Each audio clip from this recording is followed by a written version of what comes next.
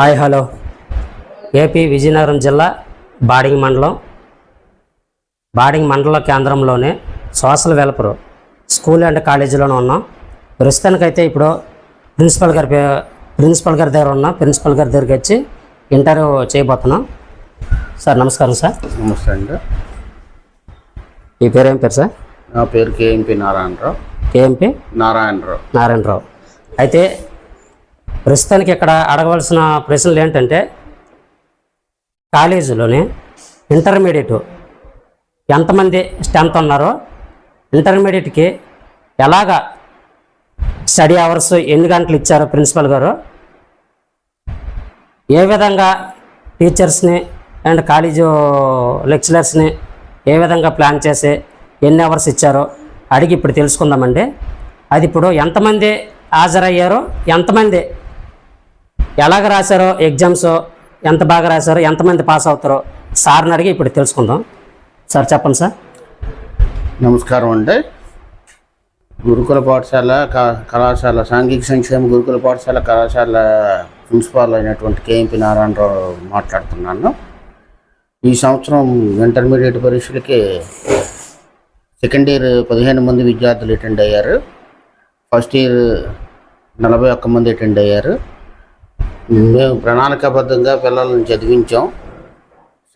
మా గౌరవ సెక్రటరీ గారి ఆదేశాల అనుసారం night study, late night study, early morning స్టడీతో మా అధ్యాపకులు నిరంతరం కృషి చేశారు. వారు కృషికి ఫలితంగా ఈ సంవత్సరం ఇంటర్ ఫస్ట్ ఇయర్లో 41 మందికి సుమారు 95 నుంచి 97% ఫలితాలు రాబోతున్నాయి. అలాగే ఇంటర్ సెకండ్ ఇయర్లో 100% ఫలితాలు వస్తాయని ఆశిస్తున్నాం.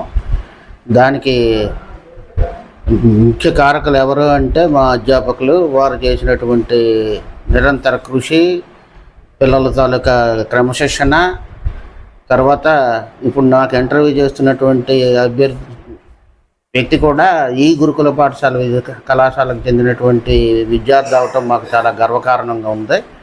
ఇదే విధంగా రేపటి నుంచి, అదే సోమవారం 17వ తేదీ నుంచి ప్రారంభమయ్యే 10వ తరగతి పరీక్షల్లో కూడా విద్యార్థులందరూ ఉత్తమ ఫలితాలు సాధిస్తారని అనుకుంటూ దానికి కారకులైనటువంటి మా అధ్యాపకులను కూడా అభినందిస్తున్నాం. అంతేకాకుండా ఈ కళాశాలలో ఒక విద్య మాత్రమే కాకుండా క్రమశిక్షణ, మిగతా కళాశాలలా కాకుండా ప్రతి ఒక్కరు ఇంటర్మీడియట్ నుంచి 5th క్లాస్ వరకు హెయిర్ స్టైల్తో పాటు నియమ నిబంధనలతో ఉన్నారని చెప్తాం. దానికి కారణం మా అధ్యాపక సిబ్బంది, నాన్ టీచింగ్ సిబ్బంది, ప్రతి ఒక్కరు కింద నుంచి మీద వరకు అందరూ కూడా. కాబట్టి ఈ సంవత్సరం కూడా ఇంకా 13 మరింత అడ్మిషన్స్ పెరుగుతాయని ఆశిస్తున్నాం. పరీక్షలు ఎంట్రన్స్ టెస్ట్ అనేది ఏప్రిల్ నెలలో జరుగుతుంది. అప్లికేషన్లు కూడా అత్యధికంగా వచ్చాయి. దాని అంతటికీ కారణం ఎవరంటే అధ్యాపక బృందం, నాన్ టీచింగ్ స్టాఫ్ అందరూ, మా సెక్యూరిటీ పర్సనల్ కానివ్వండి, శానిటేషన్ వాళ్ళు కానివ్వండి, ఈ కళాశాలని ఎప్పుడు కూడా వారి శక్తికి మించి శ్రమించి ఆహ్లాదకరంగా ఉంచడానికే ప్రయత్నిస్తున్నారు. ధన్యవాదాలండి. సార్, అయితే నేను T9 న్యూస్ ఛానల్ నుంచి వచ్చాను. అయితే నిన్న మొన్న కూడా వచ్చాను. అయితే ఇప్పుడు ప్రతి క్లాస్కి కూడాను ఒక డార్మెంటరీ ఉందా? ఉంది సార్. తర్వాత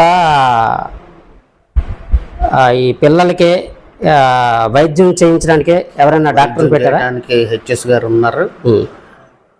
హెచ్ఎస్ గారు 24 గంటలు ఇక్కడే ఉంటారు. ఆయన పిల్లలతోటే పడుకుంటారు.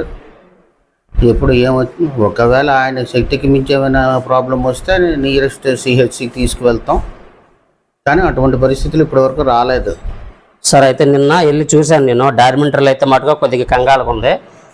స్లీపర్స్ని మీరు గవర్నమెంట్ పెట్టారా, లేకపోతే అది కాకుండాను పిల్లలు భోజనాలు చేయడానికి డైనింగ్ హాల్ ఏమైనా ఉందా? భోజనం చేయడానికి డైనింగ్ హాల్ ఉంది. వాళ్ళు డైనింగ్ హాల్ మొత్తం కాలేజీ వచ్చిన తర్వాత కొద్దిగా చిన్నది అవ్వటం వల్ల గౌరవ ఎమ్మెల్యే గారిని కలిసాం. ఆయన సారథ్యంలో కొత్త డైనింగ్ హాల్ రావచ్చని ఆశిస్తున్నాం. అలాగే డార్మెటరీస్ కూడా నిరంతరం పర్యవేక్షిస్తాం. అయితే నిన్న కొద్దిగా సెలవు రోజు పేరెంట్స్ రావడంతో ఏమైనా కొద్దిగా ఇబ్బందులు కలిగి ఉండొచ్చు. సార్ ఇది ఇప్పుడు కొన్ని ఈ సోషల్ వెల్ఫేర్ స్కూల్ అండ్ కాలేజీల్లోనే గవర్నమెంట్ స్టూడెంట్స్ పడుకోవడానికి మంచాలు కూడా ఏర్పాటు చేశారు. అది కాకుండా ఏ టైంకి ఎలాంటి ఫుడ్ పెడుతున్నారో, టిఫిన్ సెక్షన్లో ఎలాంటి టిఫిన్ పెడుతున్నారు, తర్వాత మధ్యాహ్న భోజనం ఎలాంటిది పెడుతున్నారు, తర్వాత నైట్ భోజనం ఎలాంటిది పెడుతున్నారు. ఒకవేళగానే స్టూడెంట్స్ ఎప్పుడైనా వాళ్ళ పిల్లల్ని చూడడానికి పేరెంట్స్ వచ్చేటప్పుడు వాళ్ళకి ఏమైనా భోజనం పెడతారా? పిల్లల్ని చూడటానికి పేరెంట్స్ సర్వసాధారణంగా 2వ ఆదివారం పేరెంట్స్ మీటింగ్ అప్పుడే రావాలంటే, కానీ వాళ్ళు వచ్చేటప్పుడు భోజనం పెట్టాలి అనేటువంటిది నిబంధన ఏమి లేదు. ఏమైనా ఫంక్షన్స్ అయితే మాత్రం మెగా పేరెంట్ ఈవెంట్ ఇవి అయ్యేటప్పుడు భోజనాలు పెడతాం. Okay sir. అయితే మార్నింగ్ పిల్లల్ని ఎన్ని గంటలకు లేపుతారో, ఏమైనా పీఈటీ మేస్టర్ గట్ట ఇలాంటి మేస్టర్ని గట్ట గవర్నమెంటే ప్రొవైడ్ చేశారా? తర్వాత ఇంకేమిటంటే ఇప్పుడు ఈ డార్మెంటరీలోని వాళ్ళు అంటే స్లీపర్ కాకుండాను హౌస్ టీచర్ని కూడాను మీరు పెట్టారా? ప్రతి క్లాస్కి హౌస్ టీచర్ ఉంటారంటే, అలాగే నైట్ స్టే టీచర్ కూడా ఉంటారు, సెక్యూరిటీ సిబ్బంది ఉంటారు. తర్వాత పిల్లలకు కూడా సాంఘిక సంక్షేమ గురుకుల సంస్థ ఏ నియమ నిబంధనలను అనుసరించి మెనూ ప్రొవైడ్ చేసిందో అదే మెనూని ప్రొవైడ్ చేస్తున్నాం. Okay sir. అయితే ఇప్పుడు ఈ కాలేజీలోని తర్వాత ఈ స్కూల్లోనే ఎంతమంది పిల్లలు టోటల్గా ఉన్నారో, అది కాకుండా స్కూల్ సెక్షన్ టీచర్స్ ఎంతమంది ఉన్నారు, కాలేజ్ సెక్షన్ కాలేజ్ లెక్చరర్స్ ఎంతమంది ఉన్నారు? టోటల్గా 399 మంది, 400 మంది స్టూడెంట్స్ ఉన్నారంటే 24 మంది అధ్యాపక సిబ్బంది ఉన్నారు.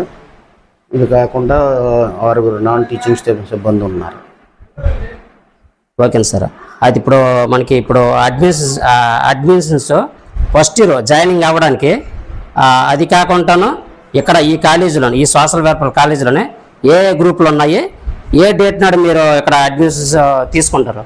ఆల్రెడీ కాలేజెస్లో ఎంపీసీ బైపీసీ క్లాసులు ఉన్నాయి. వీటికి త్రూ ఎంట్రన్స్ టెస్ట్ చేస్తూ ఉండే మొన్న 13వ తేదీకి ఎంట్రన్స్ టెస్ట్ అయిపోయింది.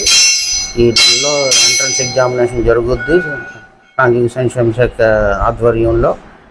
అందులో ఎవరైతే మెరిటోరియస్ స్టూడెంట్స్ వస్తారో వాళ్ళని మాత్రమే అడ్మిషన్ తీసుకుంటాం. అయితే మెరిట్ వచ్చిన స్టూడెంట్స్కి మాత్రమే ఇక్కడ సీట్ ఇస్తారని అంటున్నారు. ఒకవేళ సీట్లు మిగిలిపోతే అప్పుడు అలాంటి పరిస్థితుల్లోనే ఎలాంటి స్టూడెంట్స్ సీట్లు మిగిలిపోతే తప్పనిసరిగా అప్పుడు వచ్చినటువంటి గైడ్ లైన్స్ ఇన్స్ట్రక్షన్స్ ప్రకారం అడ్మిట్ చేసుకుంటాం.